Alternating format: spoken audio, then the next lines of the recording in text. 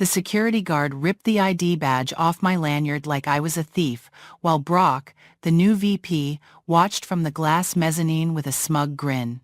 He honestly thought firing the overpaid traffic consultant 3 days before Black Friday was a brilliant cost-saving move. But here's what Brock missed in his spreadsheet. That badge wasn't just for opening doors.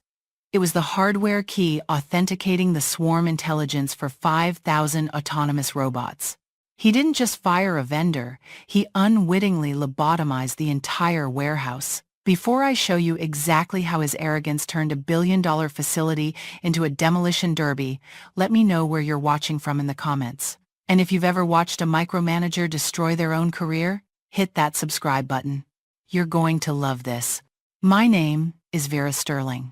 And for the last 5 years, I have been the invisible architect behind the chaotic beauty of the Nexus Fulfillment Center. From my glass-walled office suspended 20 feet above the warehouse floor, I monitored a mechanical ecosystem that generated $4 million in revenue every single day. Below me, 5,000 autonomous robots, bright orange, square drives units designed to lift heavy inventory pods, moved in a mesmerizing, silent dance. They glided across the concrete floor with the precision of blood cells moving through a vein, missing each other by mere inches, pivoting in perfect unison, and delivering products to human pickers with an efficiency that defied human reflexes. To the untrained eye of the corporate executives who visited once a quarter, it looked like magic. But to me, it was mathematics. It was a living, breathing algorithm of swarm intelligence that I had coded, patented, and licensed to this company. I was not their employee. I was the vendor who owned the brain of the building. But as I stood there that Tuesday morning, sipping my lukewarm black tea and watching the flawless operation below, I did not know that the man walking up the metal staircase behind me was about to lobotomize the entire facility. The heavy steel door to my control suite opened without the courtesy of a knock. I did not need to turn around to identify the intruder. The overpowering scent of expensive, musky cologne and the aggressive cadence of leather shoes on the metal grating announced Brock Harrison, the new vice president of operations. Brock had been hired 6 weeks ago with a singular, ruthless mandate from headquarters: cut operational costs by 15% before the fiscal year ended. In his mind, efficiency was a subtraction game, and he was holding the eraser. I swiveled my ergonomic chair slowly, expecting a routine inquiry about battery charging cycles or throughput metrics. Instead, I found Brock standing there, flanked by 2 uniformed security guards and a woman from Human Resources who refused to meet my eyes. He was holding a thick manila envelope like a weapon, his face set in a practiced expression of corporate regret that masked a deep, smug satisfaction. "We are making some structural changes, Vera," Brock said, his voice booming slightly to be heard over the low, rhythmic hum of the server racks lining the back wall. "As part of our strategic realignment for the 4th quarter, Nexus Fulfillment is bringing all systems management in-house. Effective immediately, we are terminating the consulting agreement with SyncPath Logistics." I looked at the envelope, then back at his face. The silence in the room was heavy, pressurized, broken only by the frantic blinking of the status lights on the server bank. I processed his statement with the same cold, detached logic my algorithms use to route packages. SyncPath Logistics was my company. I was the sole proprietor. The contract he was waiving was not an employment agreement. It was a licensing deal for the proprietary navigation software that kept those 5,000 robots from crashing into each other. "You are terminating the navigation vendor," I said, my voice steady, betraying none of the shock that was rippling through my nervous system. 3 days before Black Friday, the single highest volume traffic week of the decade. Brock chuckled, a dry, dismissive sound that grated on my nerves. He walked past me to the window, looking down at the warehouse floor with the arrogance of a captain who assumes the ship sails itself. "Let's be honest, Vera. You have been collecting a very significant fee for sitting in this air-conditioned room watching screens. My nephew knows Python. We have a solid internal information technology team led by Kenji, and frankly, paying you $50,000 a month to monitor robots that already have built-in sensors is a waste of capital. We own the robots, we own the servers. We do not need to rent the roadmap from you anymore. I stood up slowly, smoothing the front of my blazer. You own the hardware, Brock. That is correct. You own the metal chassis, the wheels, the lithium batteries, and the motors. But you do not own the navigation logic. You lease the swarm intelligence protocol from SyncPath. If you terminate this contract, you are not just firing a consultant. You are revoking the license that allows these machines to communicate with each other. Without that protocol, they are blind. He waved his hand dismissively, not even turning to look at me. I have reviewed the technical specifications. The units have LiDAR and proximity sensors. They can see obstacles. They will not crash just because you are not here to hold their hands. Kenji assures me he can manage the fleet with open-source drivers. We are done here, Vera. Please hand over your access badge and the administrative credentials. I looked at the security guards. One of them, a man named Miller, whom I had shared coffee with for years, looked down at his boots, ashamed. They knew me. They knew I was the one who fixed the gate codes and optimized the brake schedules. But they answered to the suit. I realized then that Brock had never read the contract. He had not read the 30-page technical rider that explained the critical difference between obstacle avoidance and pathfinding. He thought he was cutting a bloated salary, completely unaware that he was severing the spinal cord of the facility. The administrative credentials are physically keyed to my biometric signature, I said, my tone dangerously calm. I cannot just write them down on a sticky note. If I leave, and if you revoke my contract in the system, the server will detect a breach of the service level agreement. It will default to standard factory settings within 60 minutes. We will handle it, Brock snapped, finally turning to face me with a flash of irritation. Hand over the badge. Now. Or I will have you escorted out for trespassing. I reached up to my lanyard. The plastic clip clicked as I detached the ID badge, the physical key to the building. I placed it gently on top of the termination notice. Make sure you document that this was a unilateral termination without cause, I said to the HR representative, who was furiously taking notes. Clause 9, Section 4. Immediate revocation of services. I picked up my leather bag. I did not pack a box. I did not take my stapler. I wanted to leave no trace that I had ever been there, just the gaping void where my intelligence used to be. As I walked to the door, one of the security guards reached out and physically pulled the lanyard from my hand, as if I might try to steal it back. It was a final, unnecessary indignity. I paused in the doorway and looked at Brock one last time. Good luck with Black Friday, Brock. You are going to need it. He did not answer. He was already typing on his phone, likely emailing his superiors about the money he had just saved the company. I walked out of the glass room, down the metal stairs, and across the vast, humming floor. The robots whirred past me, their little orange lights blinking green. They knew where they were going because my code was still whispering to them, guiding them, telling Unit 402 to wait so Unit 89 could pass. They were a symphony, and I was walking out with the sheet music. I left the building and walked into the bright, harsh sunlight of the parking lot. The moment I crossed the perimeter of the property, my phone vibrated in my pocket. It was an automated alert from my cloud server. Primary operator disconnected. License verification failed. Initiating grace period, 60 minutes. The system was giving them 1 hour. 1 hour to realize their mistake and call me back. I got into my car, drove across the street to a bistro with a clear view of the loading docks, and ordered a black tea.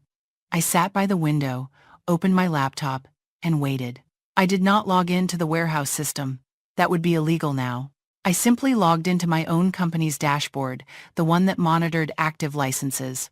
At exactly the 59-minute mark, the status light on my dashboard for the Nexus account flickered. Then it turned gray. Underneath, a new notification popped up. Manual override attempted. Encryption key mismatch. Inside the facility, the atmosphere was shifting from self-congratulatory to confused. I could not see it, but I knew exactly what was happening because I knew Kenji. Kenji was the internal information technology lead, a young man who possessed a dangerous combination of ambition and ignorance. He approached complex architecture with the blunt force of a hacker, not the precision of an engineer. Brock had likely ordered him to wipe the vendor access the moment I left. Kenji, eager to prove he could run the show, had probably gone into the root directory and deleted the file labeled Sync Path Auth. He did not know that file was not just a login script. It was the heartbeat. The first sign of trouble was not an explosion, it was a hesitation. On the floor, Unit 452, carrying a pallet of high-end gaming consoles, slowed down as it approached Intersection B. Usually, the central server would tell it that Unit 78 was approaching from the left and had the right of way. But the central server was now silent. The swarm intelligence was gone. Unit 452 reverted to its factory settings. Move forward until obstacle detected. It stopped, its onboard sensors seeing Unit 78. Unit 78 saw Unit 452 and also stopped. Behind them, Unit 90 and Unit 104 approached, and seeing the blockage, stopped as well. It began as a small knot, a localized thrombus in the artery of the warehouse. From the observation deck, Brock was likely looking down, frowning. He grabbed his walkie-talkie. "Kenji, why are the units in Sector 4 stopping? We have trucks waiting at the bay. Get them moving." Kenji, sweating in the server room, would be looking at a screen full of errors he did not recognize. "It is just a latency issue, boss," he would say. The standard excuse of the drowning technician. "The system is just recalibrating after the vendor purge. I am going to boost the signal." This was the second mistake. You cannot solve a logic problem with more power. Kenji entered a command to increase the speed and responsiveness of the fleet, overriding the safety buffers. He thought the robots were being too cautious. He wanted to force them through the bottleneck. From my seat in the bistro, I watched the loading dock doors. Usually, a truck departed every 7 minutes. It had now been 20 minutes, and not a single truck had moved. My dashboard showed a flood of error logs coming from the API, thousands of pings hitting my authentication server, begging for instructions, and receiving nothing but a digital 404 not found. The swarm was blind, deaf, and now, thanks to Kenji's override, they were being told to run faster. Inside the warehouse, the wobble began. Maria, the floor manager, was the first to realize this was not a glitch. She was a veteran who knew the rhythm of the floor better than anyone. She stood behind the yellow safety line, watching the robots move. They were jerky now, aggressive. Instead of the smooth, curved trajectories I had programmed to maintain momentum, they were moving in straight lines, stopping abruptly, and pivoting with mechanical stiffness. It looked like a colony of ants that had suddenly lost the scent of the queen. "Kenji!" Maria shouted into her radio, her voice cracking with panic. "They are moving too fast! The proximity sensors cannot react at this speed if they are not talking to each other." "Relax, Maria." Brock's voice cut in, dismissive and arrogant. "We need to hit the numbers. Kenji, crank it up. I want those pallets at the dock 5 minutes ago." That was the moment the gridlock truly set in. Without the central brain to orchestrate traffic, every robot tried to take the shortest path to its destination. But in a grid of 5,000 units, the shortest path is rarely the fastest. Hundreds of robots converged on the main arterial aisle. They came from all sides, nose to tail, side to side. They packed themselves in so tightly that their safety sensors triggered a permanent halt command. It was a deadlock. A multi-million-dollar traffic jam of plastic and metal. I took another sip of tea. The dashboard on my laptop showed a critical alert. Throughput, 0 units, hour. Brock was likely screaming now. He would be standing at the railing, red-faced, pointing at the sea of frozen orange machines. He wouldn't blame himself. He wouldn't blame the decision to fire me. He would blame the hardware. "Push them." He would be yelling to the floor staff. "Get down there and manually push them out of the way." I could imagine the poor warehouse associates, wearing their safety vests, trying to shove 500-pound robots loaded with merchandise. But the robots were locked. Their brakes were engaged. You cannot push a dead robot without a forklift, and you cannot fit a forklift into that crushing density of metal. Then came the sound. It wasn't loud enough for me to hear from across the street, but I saw the reaction of the truck drivers in the parking lot. They all turned their heads toward the building at the same time. Inside, Kenji had panicked. Under pressure from Brock to fix it now, he had tried to bypass the sensor lockout. He wrote a quick, dirty script to disable the proximity halt, thinking he could manually drive the lead robots out of the jam using his keyboard. He treated a complex industrial environment like a video game. He disabled the stop-on-contact safety protocol. The moment he hit enter, the physics took over. In the center of the gridlock, a robot carrying a pallet of flat-screen televisions suddenly lurched forward. It did not care that there was another robot directly in front of it. The motor whined, torque spiking to maximum. Crunch.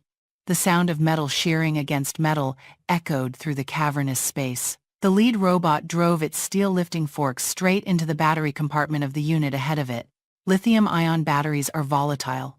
When punctured, they do not just fail, they react. A thick plume of white, acrid smoke hissed out from the collision. Then, a jet of orange flame shot sideways, igniting the cardboard packaging on the adjacent pallet. The fire suppression system detected the heat immediately. Sirens began to wail, a mournful, rising and falling tone that signaled a catastrophe. But the horror was not just the fire. It was that the other robots, now blind and lobotomized, did not flee. They kept trying to follow Kenji's command to move forward. They pushed into the burning wreckage, adding more fuel to the pile, grinding their wheels against the debris. It was a mechanical suicide pact. I saw the employees streaming out of the emergency exits, coughing and waving their hands. They gathered in the parking lot, looking back at the building. Smoke began to vent from the roof exhaust fans, turning the gray afternoon sky a darker shade of charcoal. The fire department sirens wailed in the distance, growing louder with every passing second. My phone rang. I looked at the screen. It was Brock. I let it ring. 1 ring, 2 rings, 3 rings. I imagined him standing in the control room, watching the sprinklers rain down on millions of dollars of ruined inventory, realizing that he had no way to tell the remaining 4,900 robots to clear a path for the firefighters. He was trapped in a maze of his own making. I silenced the call. Then my phone rang again. This time, the caller ID did not say Brock Harrison. It said Director of Global Logistics, Corporate HQ. This was the big boss, the man who sat in a skyscraper in Seattle and looked at global dashboards. He was seeing a black hole where his most efficient warehouse used to be. I answered the phone, my voice calm, professional, and utterly devoid of sympathy. This is Vera Sterling, SyncPath Logistics. Vera? This is David Thorne. The voice on the other end was breathless, tight with panic. We have a situation at the Nexus facility. We have lost control of the automation. We are showing a catastrophic failure of the routing logic. Are you seeing this? I am afraid I do not have visibility into your systems anymore, Mr. Thorne, I said, leaning back in my chair and watching a fire truck turn into the lot, its lights flashing red and white. My contract was terminated for cause roughly 2 hours ago by your Vice President of Operations. My access was revoked. Legally, I cannot touch your infrastructure. There was a silence on the line, so profound it felt like the air had been sucked out of the room. Terminated? Thorne whispered. Who terminated you? Mr. Harrison felt that my services were redundant, I explained, watching the black smoke mix with the rain that had started to fall. He opted to bring the navigation in-house to save on vendor fees. He felt the cost of my license was excessive. Oh my God, Thorne breathed. I could hear him typing furiously in the background. Vera, listen to me. We have hazardous materials in Zone 3. The fire chief just radioed us. He says his men cannot get to the core of the fire because the aisles are blocked by thousands of lockdown robots. They are essentially creating a barricade. If we do not move them, the whole building goes up. Can you override it? Can you take control? I can, I said slowly. But I will not. Not as a former vendor who was fired for incompetence. That would open me up to massive liability. If I touch that system without a contract, I own the disaster. I own the fire. I will rehire you, Thorne shouted. Right now. Name your price. Just get the damn robots to move. I paused. I looked at the termination notice lying on the passenger seat of my car. I looked at the chaos across the street. This was the moment. The pivot point.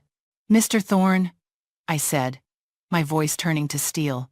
I am not looking for a job. I am a specialized consultant. If you want me to intervene in a crisis event, you will need to sign a crisis management retainer. The fee is $10 million, non-negotiable, payable immediately via wire transfer. And I want an exclusivity clause for the next 5 years, prepaid. 10 million? Thorne choked. That is extortion. No, I corrected him gently. Extortion is illegal. This is supply and demand.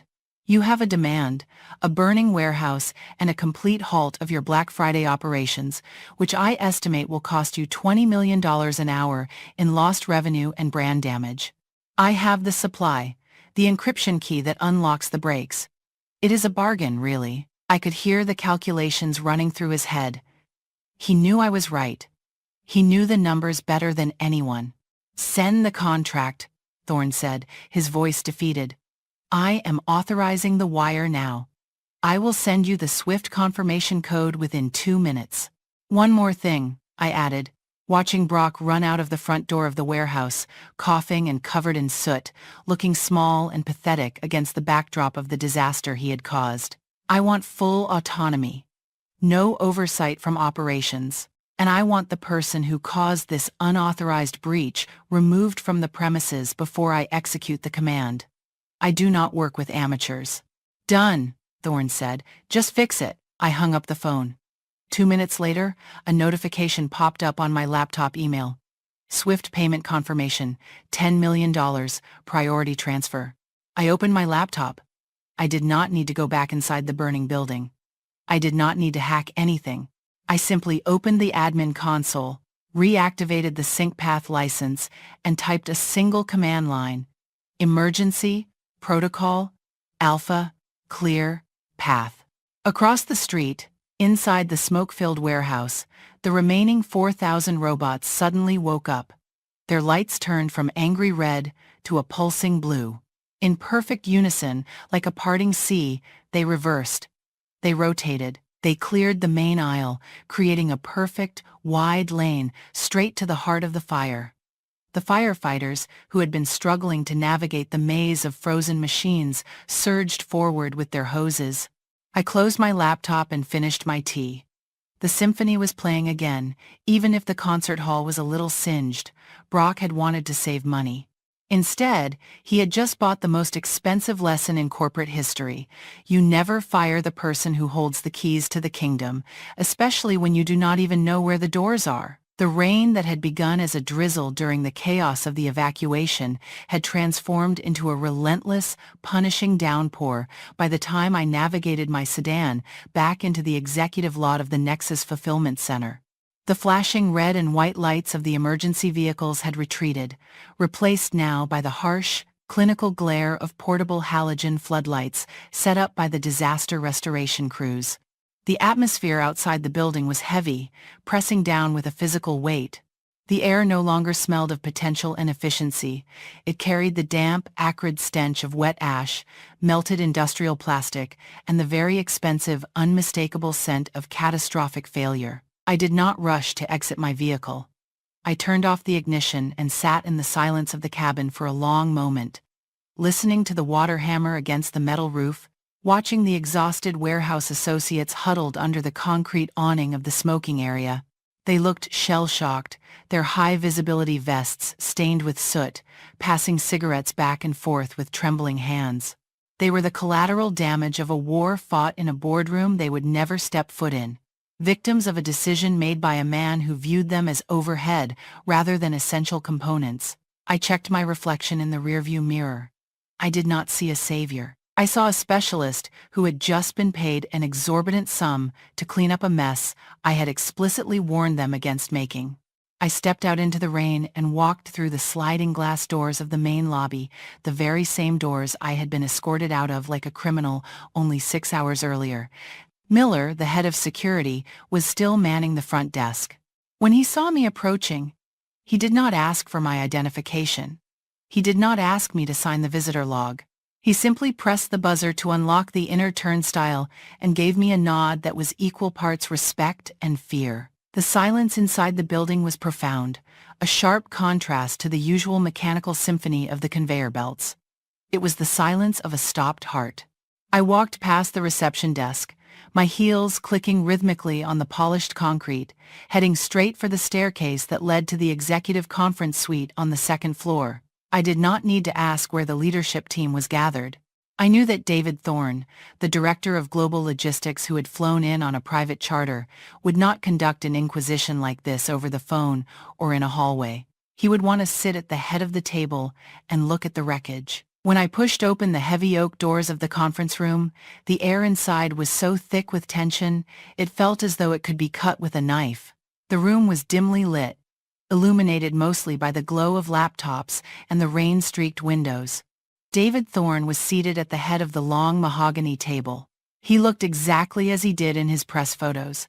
Silver-haired, impeccably tailored in a charcoal suit, with eyes that coldly assessed the value of everything they touched. To his right sat the company's general counsel, a woman with a face made of stone who was reviewing a stack of printed server logs. And at the far end of the table, isolated in a way that suggested he was already a ghost, sat Brock Harrison. The vice president of operations looked as though he had aged 10 years in a single afternoon. His tie was loosened, his sleeves were rolled up to his elbows, and there was a smudge of soot on his white collar. Beside him, looking small and terrified, sat Kenji, the young IT manager. Kenji was staring at his hands resting on the table, as if hoping they would detach from his body and absolve him of the keystrokes he had entered. "Miss Sterling," Thorne said, standing up to shake my hand. His grip was firm, dry, and purely transactional. There was no warmth, only the pragmatic relief of a man seeing a solution to a problem. "Thank you for returning on such short notice. And thank you for the remote intervention with the fire crews. The battalion chief confirmed that without the path-clearing protocol you executed, we would have lost the entire West Wing to the blaze. It was a service included in your new crisis retainer," I said, my voice calm and even. I took the seat directly opposite Brock. I placed my laptop on the table but did not open it yet. "I assume we are here to discuss the long-term restoration of the facility and the permanent status of my contract." "We are here," Brock interrupted, before Thorne could answer. His voice was raspy, strained, but still filled with that desperate, defensive arrogance that had caused this disaster. "We are here to discuss how your system failed to fail safe. I have been explaining to David that while Kenji may have made a procedural error, the fact that the robots were capable of collision at all proves that your software was flawed from the start. You built a weapon and handed it to us, Vera. You built a trap." I looked at Brock. I did not blink. I did not raise my voice. I simply let his accusation hang in the air for 3 long seconds, allowing the silence to amplify exactly how foolish and desperate he sounded. "A car is capable of driving off a cliff, Brock," I said softly, locking eyes with him. "That does not mean the manufacturer is responsible when the driver deliberately cuts the brake lines. My system did not fail. My system was murdered." I turned my attention to Thorne, ignoring Brock's sputtered indignation. "Mr. Thorne, before we discuss restoration, I need to clarify exactly what happened today, so that there is no ambiguity in the insurance reports or the legal discovery process." Brock and Kenji did not just make a procedural error. When they realized the system had locked them out due to the contract termination, they attempted to force the robots to move by bypassing the safety buffers. They accessed the root code, which they do not own and do not understand, and they deleted the command line that governs inter-unit proximity limits. In layman's terms, they gave 5,000 blind machines permission to occupy the same physical space at the same time. Kenji flinched visibly. He knew I was right. He looked down at the table, unable to meet the gaze of the general counsel. "Is this true?" Thorne asked, turning his gaze to Kenji. The question was quiet, but it carried the weight of a guillotine. I thought it was just a software restriction," Kenji stammered, his voice barely a whisper. "The dashboard said, performance limited. I was just trying to unlock the full speed to meet the Black Friday quota. I didn't know it disabled the physical braking system.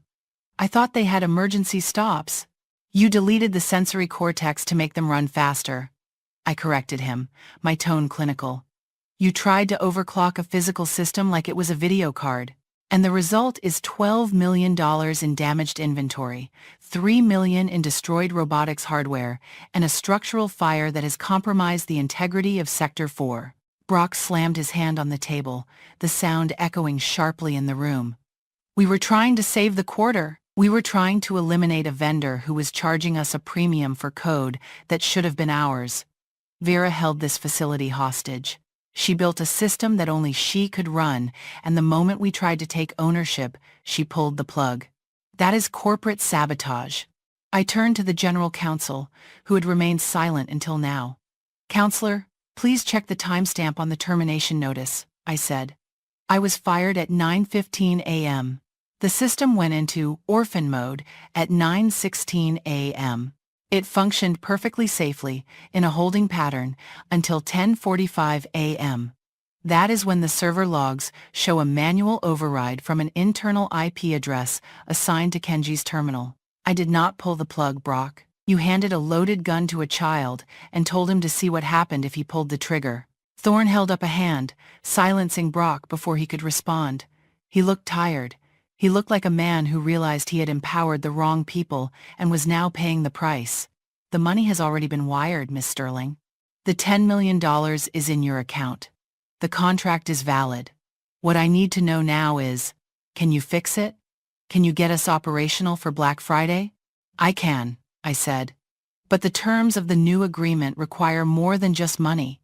They require a fundamental change in the chain of command. I reached into my bag and slid a single sheet of paper across the mahogany table toward Thorne. It was an addendum to the contract I had drafted in the car while waiting for the rain to slow. My systems operate on a zero-trust architecture, I explained as Thorne picked up the paper. That means they do not trust external inputs unless they are cryptographically signed by me. For the next 5 years, SyncPath Logistics will not just be a consultant. We will be the sole authoritarian administrator of the warehouse automation. No internal IT staff will have write access to the navigation core. No vice president of operations will have the authority to override safety protocols to hit a quota. I report to you, Mr. Thorne. And only to you. Thorne read the paper slowly. He paused at the bottom, where I had added a specific clause regarding personnel. And this? He asked, tapping the paper with his index finger. That is non-negotiable, I said. I cannot guarantee the safety of the system if the individuals who compromised it are allowed within 50 feet of the server room. It is a security risk I am not willing to underwrite. Thorne looked at Brock. For the first time, Brock seemed to realize the gravity of the situation. The color drained from his face, leaving him pale and sickly under the fluorescent lights. He opened his mouth to speak, to argue, to spin another narrative about cost saving, but Thorne cut him off with a look of absolute finality. Brock, Thorne said, his voice devoid of anger, which made it far worse. You were hired to optimize efficiency. In 6 weeks, you have managed to incinerate our safety rating and cost us more in a single afternoon than this facility generates in a week. You are relieved of duty. Security will escort you to your desk to collect your personal effects. David, you can't be serious. Brock sputtered, standing up, his chair scraping loudly against the floor. I am a vice president.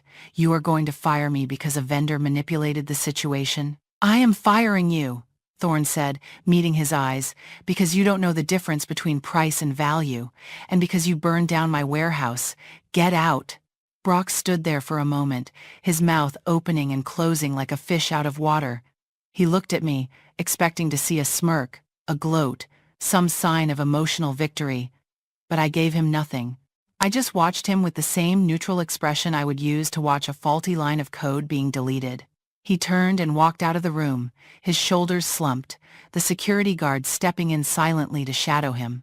Thorne turned to Kenji. And you?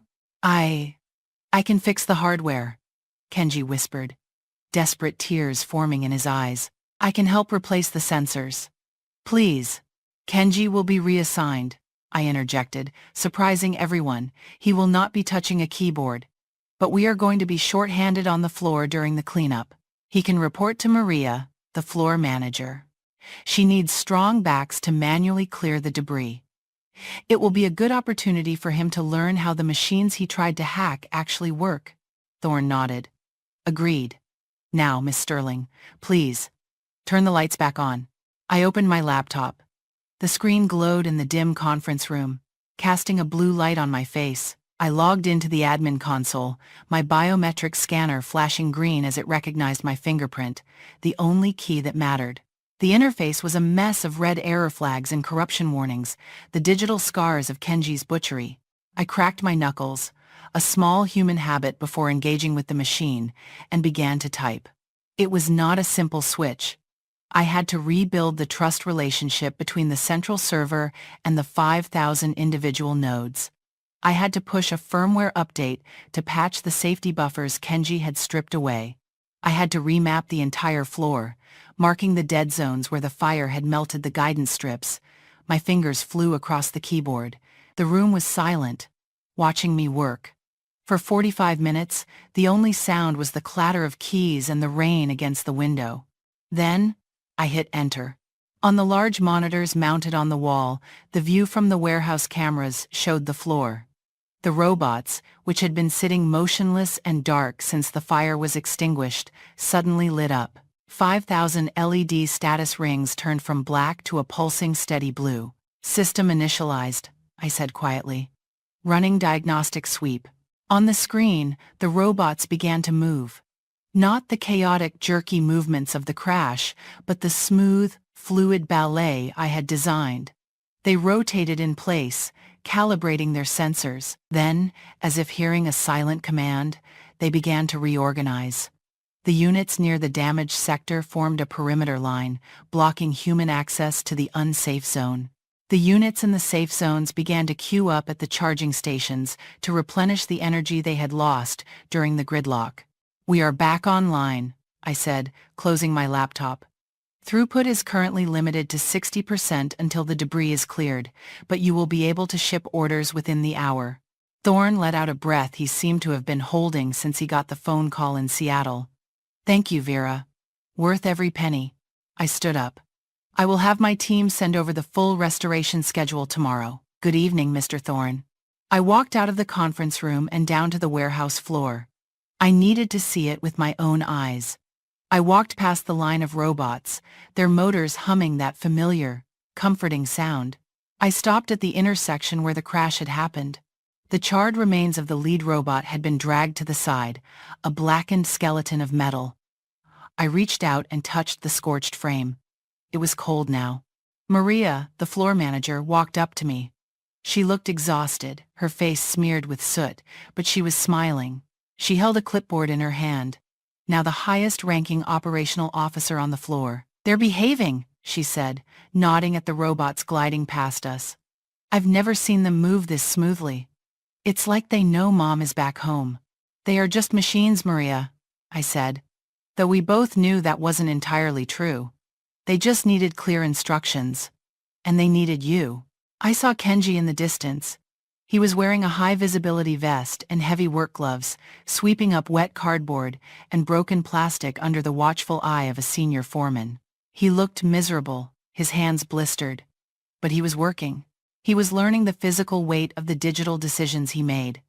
It was a harsh lesson, but a necessary one. I walked out of the loading bay doors and into the night.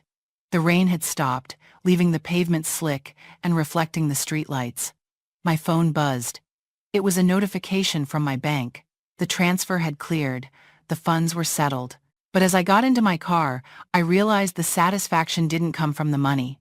The money was just the scorecard. The satisfaction came from the silence of a system working perfectly. The silence of a room full of executives realizing they were not the smartest people in the building. 3 months later, the scars on the warehouse floor were gone, painted over with fresh yellow safety lines. Black Friday had been a success, not a record breaker, due to the lost hours, but enough to save the company's stock price. Brock Harrison was still unemployed, his reputation in the logistics industry radioactive. Every time a recruiter Googled his name, the first result was a business case study titled The Nexus Incident, The Cost of False Efficiency. I rarely went to the warehouse anymore. I didn't need to. I had hired a small team of engineers to handle the day-to-day monitoring, paying them excellent salaries to ensure they never felt the need to cut corners. I watched the facility from my home office, a bank of screens showing the endless, river-like flow of commerce. Maria had been promoted to Director of Operations. She was the one who sent me the weekly reports now. Sometimes, late at night, I would see a command log from her. She would request a change in the routing logic to accommodate a new product line, but she didn't demand it. She didn't try to bypass the system. She submitted a ticket, request, optimization of aisle 4 for oversized packages. I would smile, type a few lines of code to adjust the weighting of the pathfinding algorithm, and hit send. Request approved. System updated. They had learned the lesson that so many corporate giants forget. You can own the building, you can own the inventory, and you can own the robots, but you never, ever own the expertise. You rent it. And the moment you stop respecting the landlord, you find yourself standing in the rain, locked out of your own house. I took a sip of my tea, watching the blue dots on my screen dance their perfect, collision-free dance. They were mine. They had always been mine. And now, everyone knew it.